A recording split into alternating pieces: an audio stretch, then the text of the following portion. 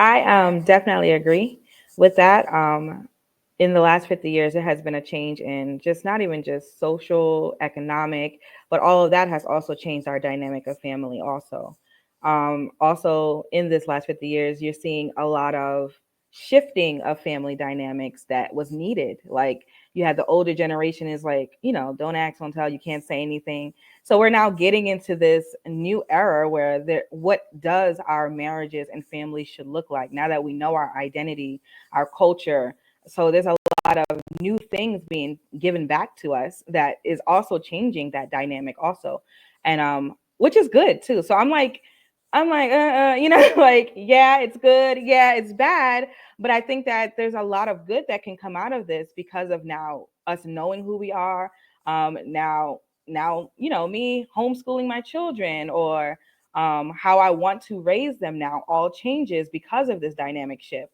So I do think there is good in it if you are on the good side of Torah, and you have found a culture. But then there's bad if you have not found a culture because now you're just repeating those generational curses and those traumas because you don't know where to go because you don't have an identity. So, it's good and bad on my part. Huh. Excellent, excellent. Go ahead. So, I think that this is a really interesting question because I feel like it has been very fluctuating throughout the 50 years. In my opinion, with the introduction of certain like governmental standards, there has been a deep decline of the understanding of the necessity of the man in the house. But in my opinion, and this could just be my sheltered bubble life that I'm living and intentionally choosing, the people that I'm around.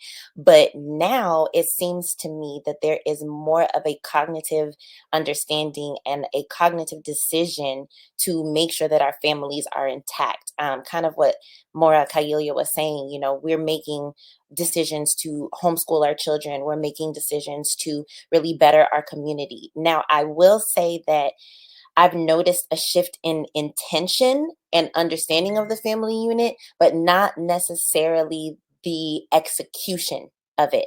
I still think that we have a very, very, very long way to go as far as the execution of actually bringing our families together and making our families the units that they are supposed to be in order to function properly in the order that the Most High has placed. So, what I've noticed is certainly a fluctuation. There was a very strong dip in the understanding of what a family unit is supposed to be, maybe, at the beginning of the 50 years, 40 years, and then even 30 years, and then it's kind of started to rise up a little bit again. And women are understanding, to my opinion and my perspective, just based on the women that I'm surrounded by, right? Women are starting to understand the necessity of the familial structure according to the way the Most High has ordained it and set it up. However, again, we are having a lot of difficulty in our households. And I would say, because I've been an active part of the Pan-African community, I've been an active part of the Hebraic community, we're having a really difficult part executing those things and really understanding what we need to do in order to achieve those things. Like, we understand why it's necessary and like the order of things, we have that, but actually putting it into action, and like I said, the execution has been something we are definitely still struggling on, because we understand the order. We understand that the man is the head, the women are submissive, that we are help needs, meaning that we are also counselors. And I think that is kind of a big issue too, because we don't quite have a full understanding of like what our roles are necessarily. Like, we understand to a certain degree, like, yes, the man is the head, absolutely, yes, the woman is submissive, but what exactly is the woman supposed to do? What exactly is the man supposed to do? And we're lacking that deeper understanding rather than just being at surface level, because I think we're trying to operate right now at the surface level. We're just kind of like at the top. And you know I love my brothers, but a lot of my brothers are like, I'm the man, you listen to me, but they're not showing qualities of that leadership and what is supposed to happen in order for the woman to then be able to submit. And I think that's where we are really, really struggling as a community. Can I? Yeah. Can I? Can Go I? ahead, I know. Go ahead. Okay. I'm not going. I'm not going to push back on what she said about the men. You know, we're not going to make it that type of war here. I love y'all though. I No, love it's y'all. okay. We're in No, it together. it's totally fine. It went right over my head. You know, ain't got nothing to do with me. But I did want to give some numbers in regards to the community, right? So Bring it out.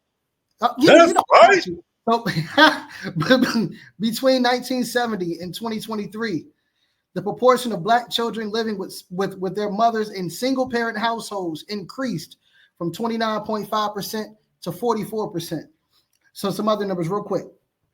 73% of African American youth are born to unwed mothers. In 2023, 50% of Black children live with one parent. That's in 2023, right? So that's compared to only 20% of our white counterparts, right? So you're talking about almost double. When you look at these numbers, right? Those of us who are in the Hebraic community, or even if you have some type of cultural structure, you understand family, but that is a very minute portion of our population. We're 40 million within the US, right? So when you're talking about the understanding of family, just based on the numbers, at least already half are at a disadvantage because they only have one parent in the household, and most of that is a single mother. So kind of what Mora Zakaria was talking about in terms of the man understanding the role of leadership and being in the household, and then, you know, just to push back, give balance, you know, that's what we all. The woman, you're talking about 73% of children being born into unwed households. That means that 73% of our women are choosing men that are unfit to be husbands and fathers, yet they still procreate. So when you're talking about the family structure, there has to be a deeper understanding and a better understanding of what it is being taught, regardless of what culture you're in. Because if we're being honest, most of our people are not in a cultural paradigm outside of the culture that America has fused together. So if you're not in a cultural paradigm or viewpoint or perspective outside of that, then more than likely this is going to continue and the numbers are only going to increase. Toda. That's what man, you all are amazing. Every last one of y'all. Next to my shot. But you all are amazing. I just want to say this, man. Let me get a quick example because I want to make sure I'm passing the mic to you all. To make it plain, I love what you brought out more. That's why when I said push back, not really pushing back, I was going to bring out what he brought out, because you're looking at it from a lens. May the Most High give honor and credit. Well, may we give honor and credit slightly to your aim and those along with her that gave you a foundation of the movement, right? And being, you know, that's a strong foundation. And then what more Zakaria brought out, I like what she brought as far as like we have that knowledge, but the practicality of doing it, we all woke. We've been woke for a minute. We got conscious. We're cognizant about these things from a standpoint of knowledge, but we're not doing it. Hence, this go back to the Tanakh. We're gonna go into that later. We've been knowing this stuff. It's like me. I am a certified personal trainer, y'all. I've been overweight for years. Some of y'all may not think I'm overweight, but I am. But I've been over. We can see it in the shoulders. We can see it in the shoulders. That's muscle, man. Whatever. But what I'm saying is this. It's going into. I'm using this example to show you. Like, certified personal trainer knows how to lose, gain weight. Been overweight for years. I'm almost under 200 now, y'all. I'm getting there. But I was up almost to 250 at one point. 250. Why am I using this as an example? I had the knowledge. I've been a trainer since 2008, and I'm certified to teach other people to lose. So we have same thing. We got elders that'll teach us this, but they're not living a life. We got people that's woke and have backgrounds of being Muslims and then Black Panthers or Christians and all this, and they're not living the life. That is why it's a constant failure happening in our community when our community is looking to the leaders and the leaders ain't even doing it. And the youth are pulling back because it's like, why am I listening to you? Even when they all have the knowledge.